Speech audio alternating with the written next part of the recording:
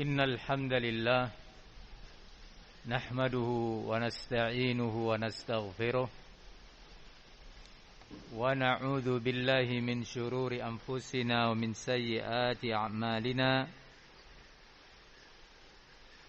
من يهده الله فلا مضل له ومن يضلل فلا هادي له وأشهد أن لا إله إلا الله وحده لا شريك له وأشهد أن محمدا عبده ورسوله وبعد. Ini adalah pelajaran kelima dari durus atau silsilah pelajaran kitab Masail Al-Jahiliyah. Kita sudah mulai memasuki Al-Mas'alatul Ula, perkara atau permasalahan jahiliyah yang pertama dari kurang lebih 128 masalah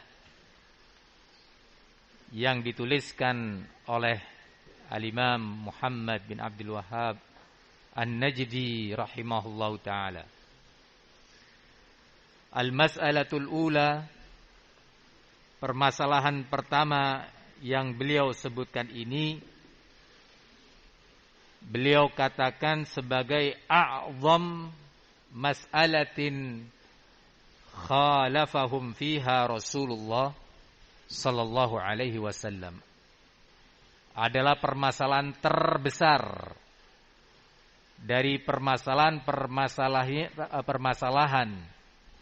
sunnah-sunnah tercela kaum jahiliyah yang Rasulullah sallallahu alaihi wasallam menyelisihi mereka.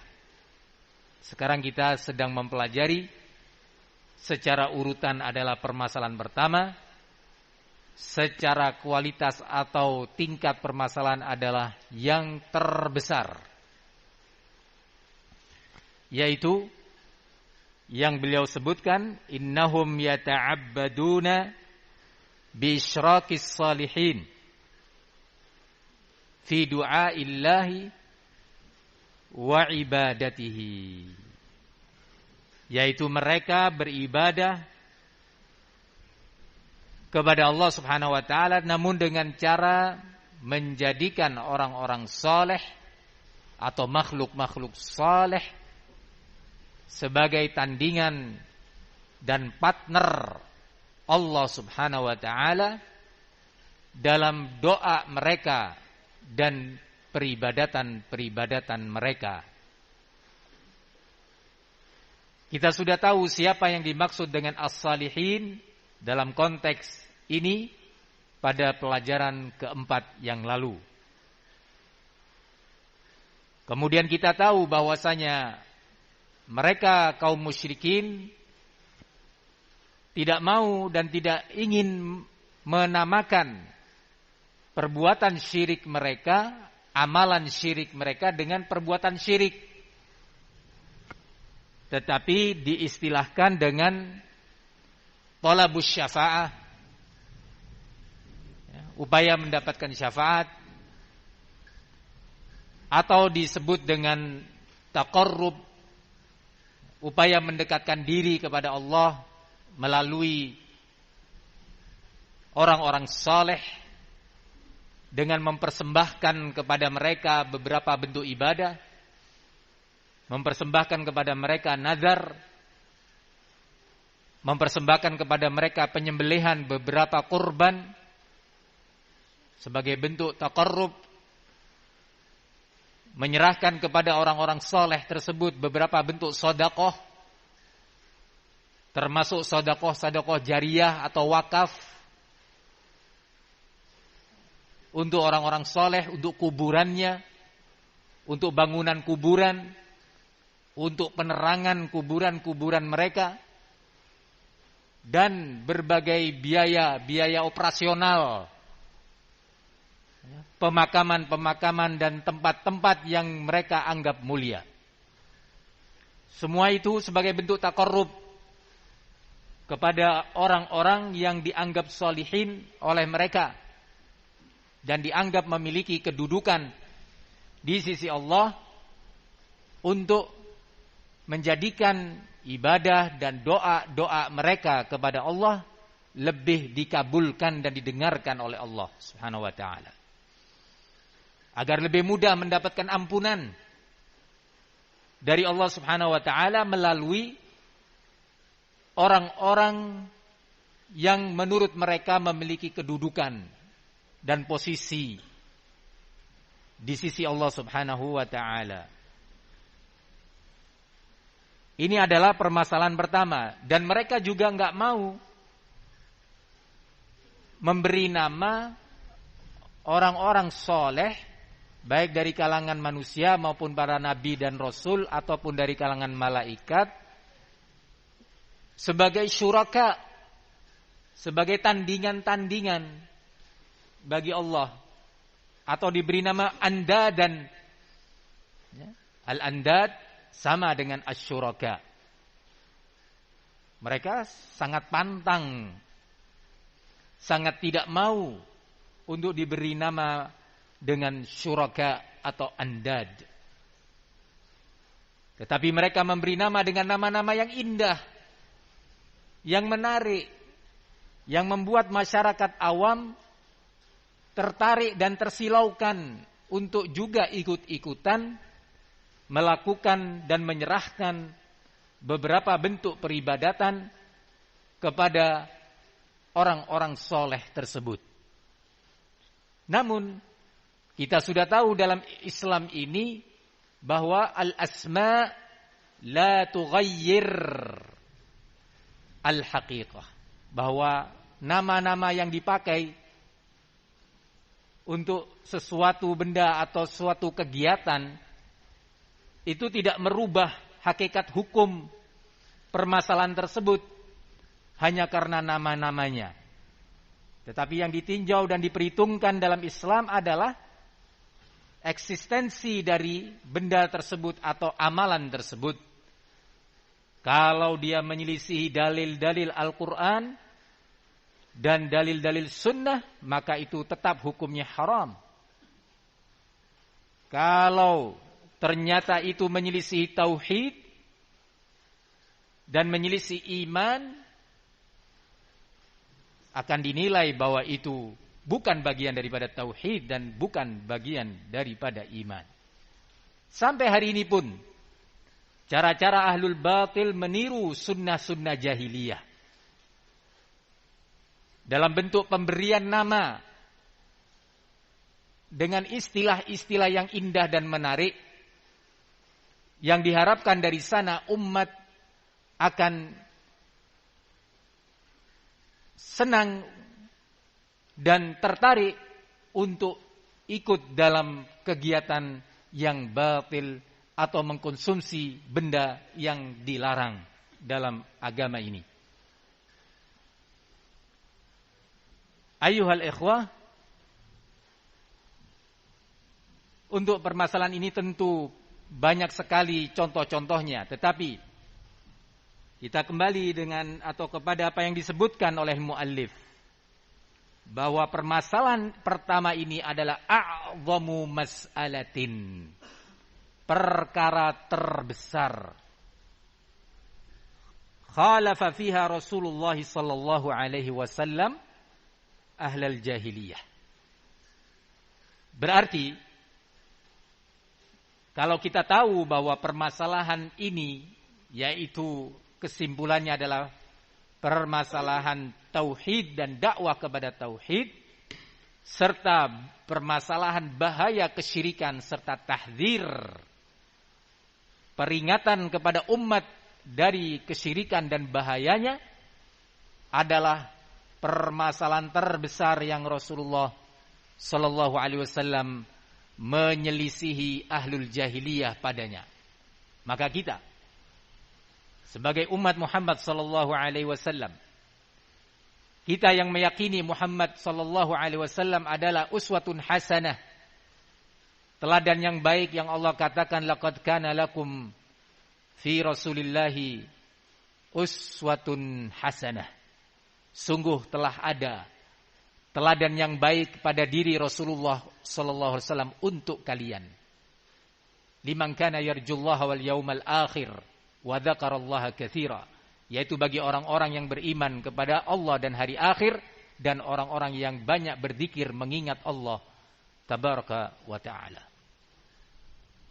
Kita yang meyakini Rasulullah adalah teladan dalam semua urusan agama ini, termasuk dalam urusan dakwah, termasuk dalam upaya atau tingkat tertinggi yang harus kita peringatkan umat darinya dan bahayanya adalah dakwatut tauhid dan peringatan dari asyirik.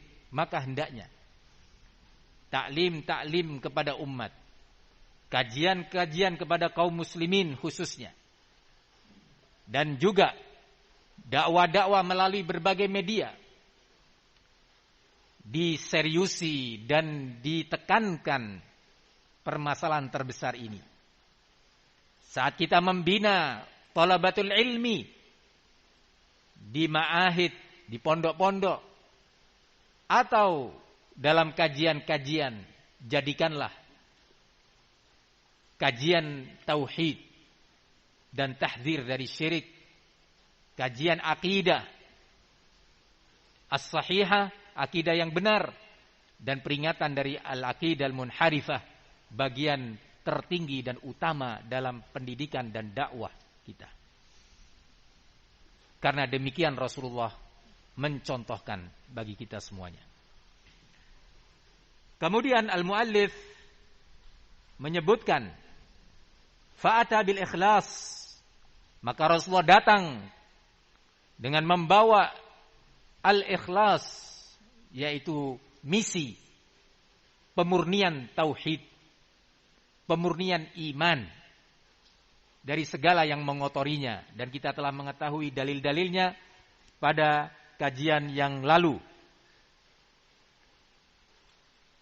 Wa akhbara anna dinullah wa annahu dinullah, dan Rasulullah mengabarkan kepada umatnya bahwa itulah tauhid dan keikhlasan, pemurnian seluruh bentuk ibadah, seluruh bentuk amalan hanya untuk Allah, bebas dari dua bentuk kesyirikan, bersih dari dua bentuk al-isyrak, yaitu asyirkul akbar dan asyirkul asghar, syirik besar, dan juga bersih dari syirik kecil. Kita juga telah mengetahui dalil-dalilnya pada pertemuan yang lalu. Kemudian beliau menyatakan, alladzi arsala bihi jami'ar rusul, yang misi pemurnian tauhid inilah Allah Subhanahu wa taala mengutus seluruh rasul-rasulnya. Ini sebagai dalil pelengkap bahwa perkara tauhid dan tahdzir dari kesyirikan adalah a'zamu mas'alatin, masalah terbesar, teragung. Dalilnya atau hujjahnya apa antara lain? Karena pemurnian tauhid dan tahdzir dari syirik, inilah yang Allah dengannya mengutus para rasulnya. Ya, demikian Allah menyebutkan di dalam Al-Quran, baik secara mujmal ataupun secara mufassal, secara global tentang dakwah para nabi dan rasul, ataupun secara rinci menjelaskan dakwah mereka. Secara mujmal seperti qauluhu tabaraka wa ta'ala, wa laqad ba'atsna fi kulli ummatin rasulan an i'budullaha wajtanibut taghut.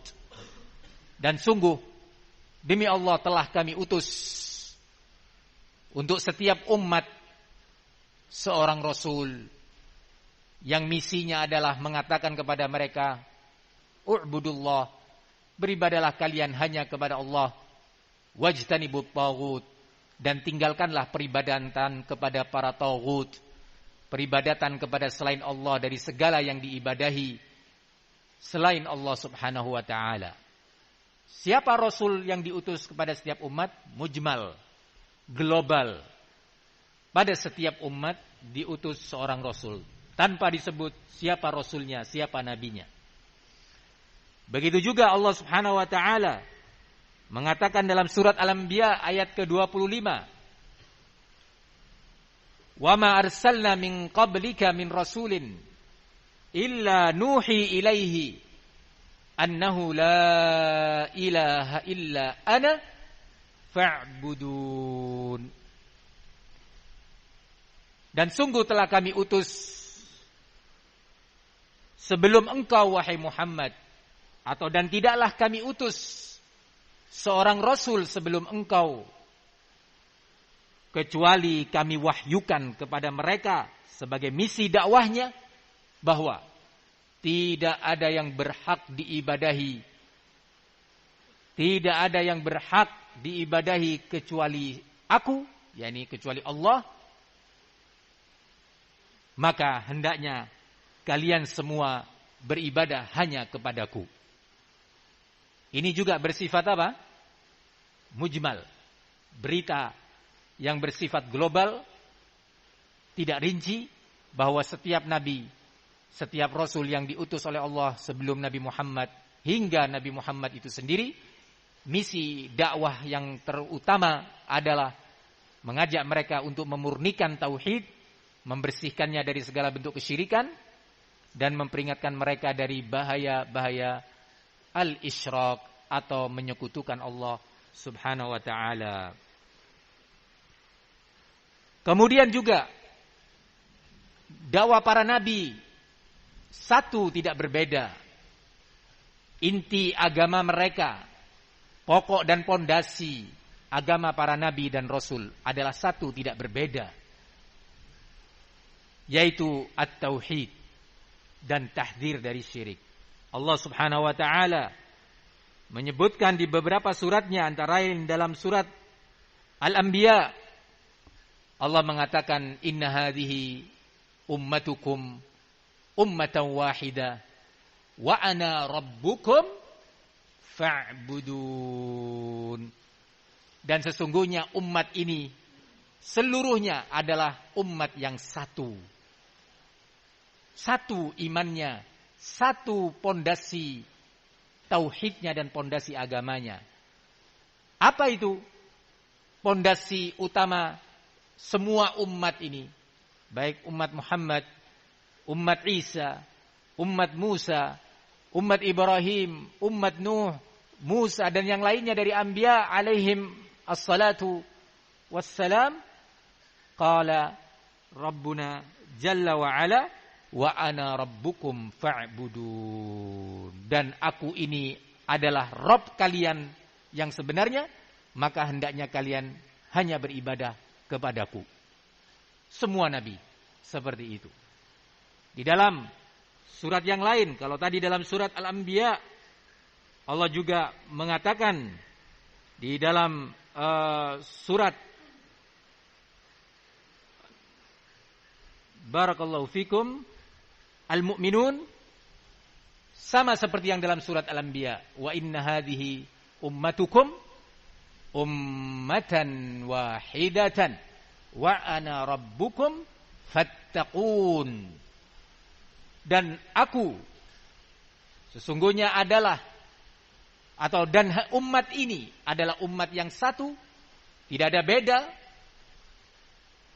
Wa ana rabbukum fa'budu aw fattaqun. Dan aku ini adalah Rabb kalian semuanya, dan hendaknya kalian bertakwa kepadaku saja. Berkata Imam Ibnu Katsir rahimahullahu taala tentang ayat ini yang di surat Al-Anbiya dan Al-Mu'minun, wa anna hadhihi ummatukum ummatan wahidah. Apa artinya ummatan wahidah?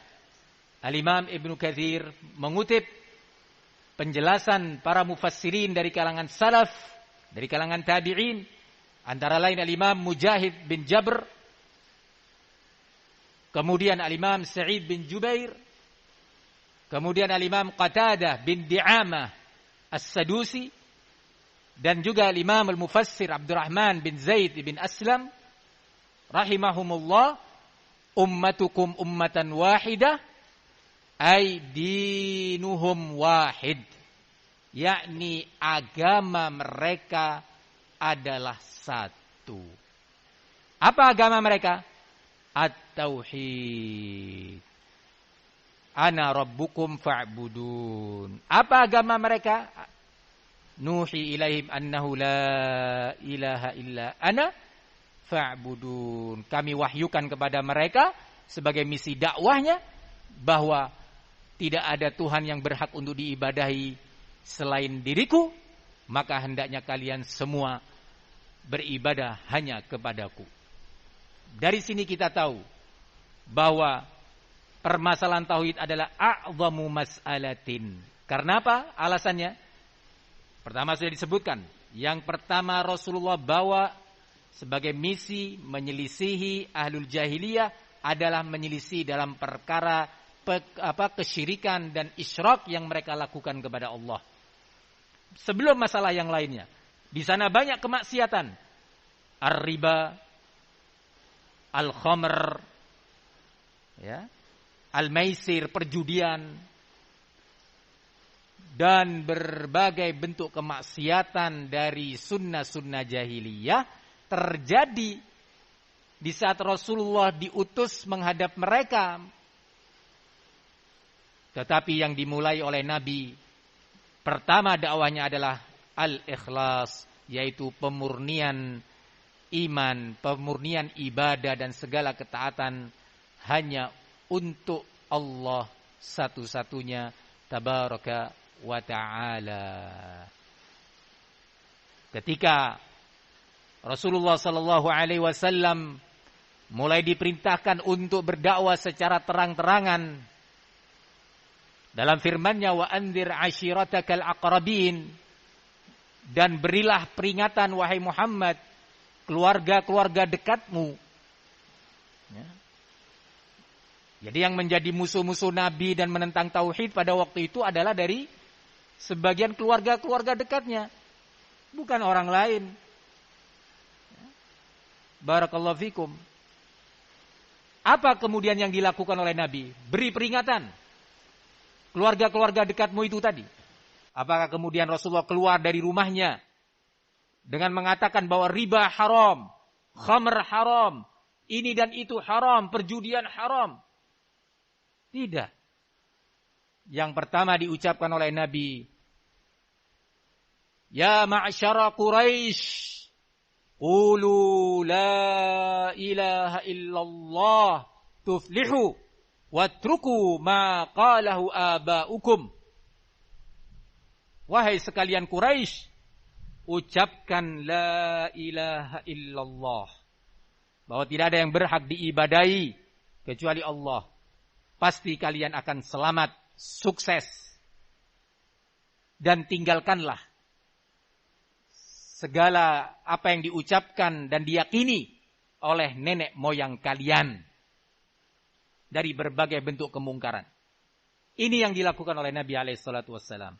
Tinggalkan apa yang diwariskan oleh nenek moyang kalian dari peribadatan kepada selain Allah.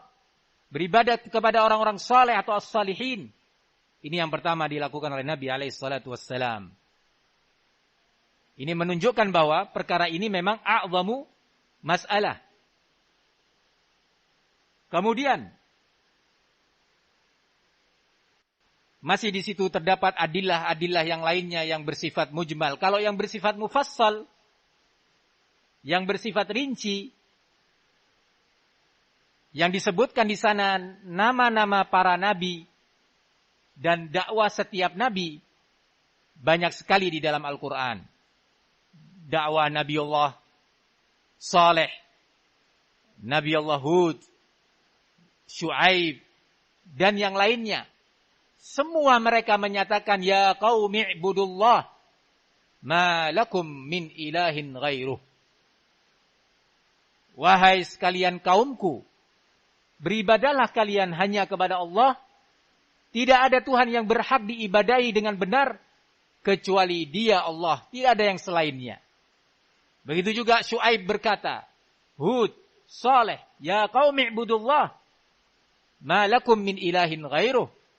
Wahai sekalian umatku, kaumku, beribadalah kalian hanya kepada Allah, tidak ada yang berhak diibadahi kecuali Dia, Allah Subhanahu wa taala. Turun temurun misi dakwah al-ikhlas, pemurnian tauhid dari segala yang mengotorinya, itu adalah misi dakwah tertinggi, terbesar dan teragung para nabi-nabi dan rasul-rasul Allah tabaraka wa ta'ala.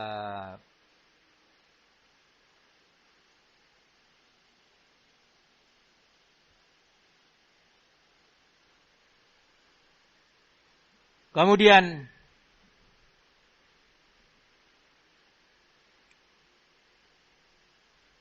Allah juga mengatakan, syara'a lakum minad din ma wassa bihi Nuhan wa ma auhayna ilaika wa ma wassa bihi Ibrahim wa Musa wa Isa an aqimud din wa la tatafarraqu fihi kabura 'alal musyrikina ma tad'uuhum ilaih. Sungguh telah disyariatkan kepada kalian apa yang telah atau syariat yang diwasiatkan kepada Nuh, misi dakwah yang diwasiatkan kepada Nuh dan yang telah diwahyukan kepadamu, dan juga syariat atau misi dakwah yang telah diwasiatkan kepada Ibrahim, kepada Musa dan Isa. Apa itu?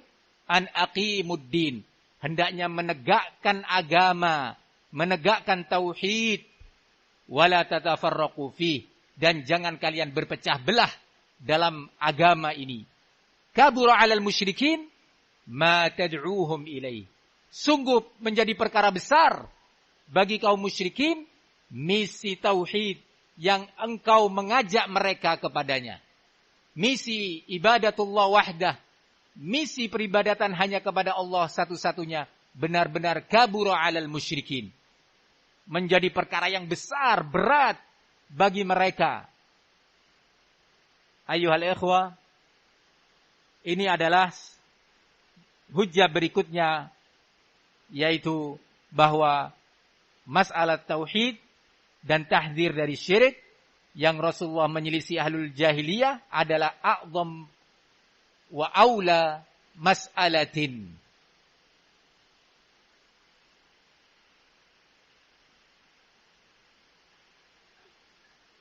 Kemudian Syekh Al-Mujaddid menyebutkan hujjah berikutnya, yaitu annahu la yuqbal minal a'mali illal khalis. Bahwasanya tidaklah diterima dari berbagai amalan kecuali yang murni. Apa dalilnya? Allah Subhanahu wa taala menyatakan, "Wa ma umiru illa liya'budullaha mukhlishina lahuddin." Dan tidaklah sekali-kali mereka diperintah kecuali hanya untuk beribadah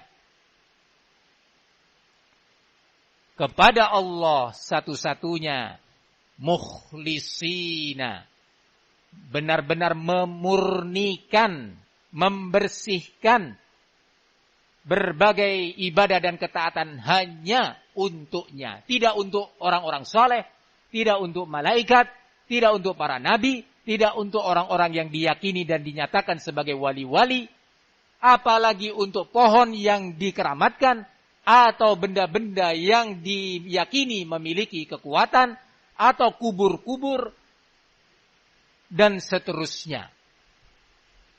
Nah, ini dalilnya bahwa la yuqbal minal a'mali illal khalis. Juga qauluhu tabaraka wa ta'ala, faman kana yarju liqa'a rabbih falya'mal 'amalan salihan wa la yusyrik bi'ibadati rabbih ahada. Barang siapa yang benar-benar berharap dan berkeinginan berjumpa dengan Allah, perjumpaan yang penuh cinta, perjumpaan yang penuh ridha, yang ujungnya adalah jannah, yang ujungnya adalah an-nazar ila wajhihil karim, melihat langsung wajah Allah Subhanahu wa taala di jannah. Barang siapa yang benar-benar berharap perjumpaan dengan Allah, falyamal amalan salihah, hendaknya dia benar-benar beramal amalan yang saleh. Tetapi wala yusyrik bi ibadati rabbih ahada, tapi jangan sekali-kali dia menyekutukan Allah dalam peribadatan dengan sesuatu apapun. Kalau dia menyekutukan, berarti ibadahnya belum murni. Kalau ibadahnya belum murni, masih tercampur, masih terkontaminasi oleh bentuk peribadatan kepada selain Allah, maka amalannya tidak diterima, tertolak. Demikian juga firman Allah Subhanahu wa taala, "Walaqad uhiya ilaika wa ila alladziina min qablika la in asyrakta la yahbatanna 'amaluk wa la takunanna minal khasirin." Dan sungguh telah diwahyukan kepadamu wahai Muhammad dan para nabi sebelummu. Berarti misinya sama, pondasinya sama. Ya. Apa itu? Lain asyrakta, jika engkau menyekutukan Allah dalam peribadatan, pasti seluruh amalanmu akan terputus, tidak diterima. Dan pasti kamu akan menjadi bagian dari orang-orang yang merugi. Ternyata ayat ini juga disebutkan dalam ayat lain untuk para nabi-nabi yang lain. Setelah Allah menyebutkan deretan nama-nama nabi, Ishaq wa Ismail, Isa dan yang lainnya, maka Allah mengatakan, walau asyraku lahabita anhum ma kanu ya'malun. Kalau mereka itu orang-orang soleh dari kalangan para nabi dan rasul berbuat isyrak, menyekutukan Allah dengan sesuatu apapun, maka akan terputus seluruh amalan mereka. Sedekahnya, doanya, istighfarnya, ibadahnya, perjuangannya, silaturahminya, birrul walidainnya, semuanya terputus, tertolak. Gara-gara berbuat al-isyrak, menyekutukan Allah, syirkan akbar. Jenis kesyirikan yang besar.